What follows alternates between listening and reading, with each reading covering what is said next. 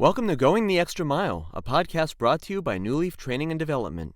Each edition is sure to lift your spirit and encourage you in today's working world. Enjoy. He looks like he could bend steel. Those were the exact words that my friend Rob said to me recently when I showed him a photograph of my paternal grandfather, Albert Leslie Butler. The photograph, taken in the mid to late 1950s, shows a big, burly man of Irish descent, stretched out asleep on a hard wooden park bench, his head resting on the solid arm of the furniture. My aunt, who was about 7 or 8 years old at the time, lies fast asleep on top of this man, my grandfather.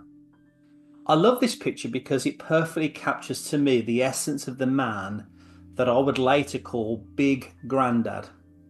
It reflects both his physical strength and his gentleness. A big, fluffy, full-length pillow for my aunt to rest her tired body on. I imagine it was either my grandmother or perhaps my father who took the photograph. In my mind, the scene follows a long, fun, and yet tiring day at an amusement park or arboretum on one of my grandfather's very rare days off work, with the family enjoying a well-deserved rest. Yes, he does look like he could bend steel, while also resembling a gentle giant. It's one of my favourite photographs of a family member from years gone by, who also apparently worked part-time as a bouncer to put bread on the family table. Legend had it that he was able to break up fights by his physical presence and just quiet words. As an employee for 18 years, working for 3 major global corporations in various roles around the world, I can recall only 2 leaders who metaphorically could bend steel while also being gentle giants.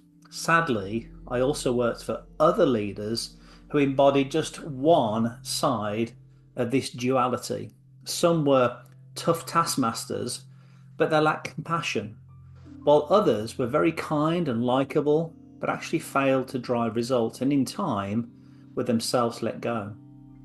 And having now consulted with over 300 organisations in our business over the past 18 years, I can think of only a rare handful of leaders who seem to balance the tension between being both strong and caring.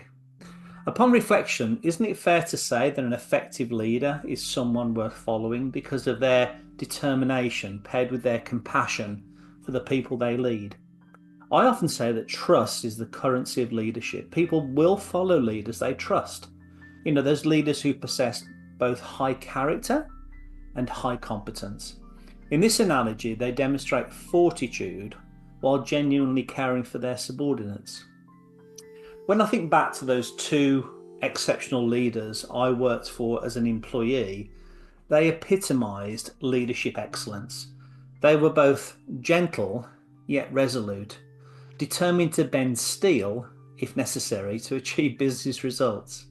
Both were meek and mild, yet resilient in pursuing greater goals and exceeding expectations.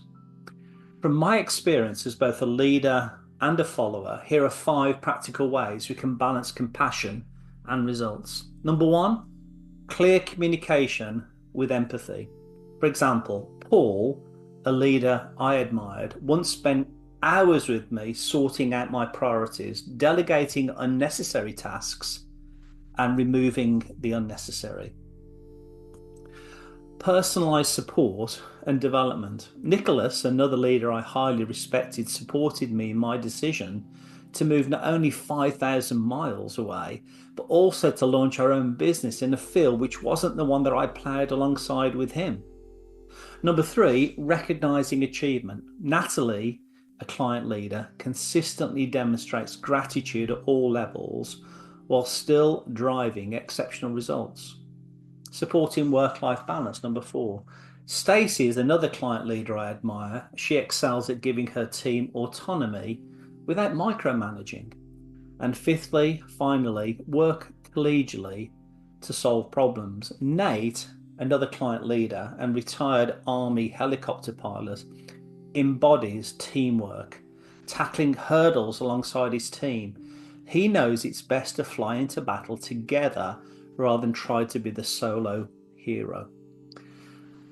In summary, my paternal grandfather was a man of very few words, but I know that he loved me greatly. And as I reflect on the fine individuals above, I'm reminded that strong character often speaks through action rather than words. Yes, leaders who talk less tend to bring out the best in others. Character indeed does trump personality.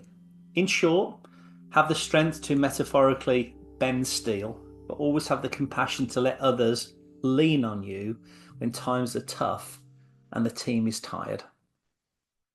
I hope you found that short story useful, and if you did, feel free to rate, review, and share this podcast.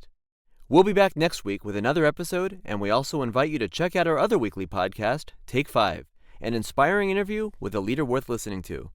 Bye for now.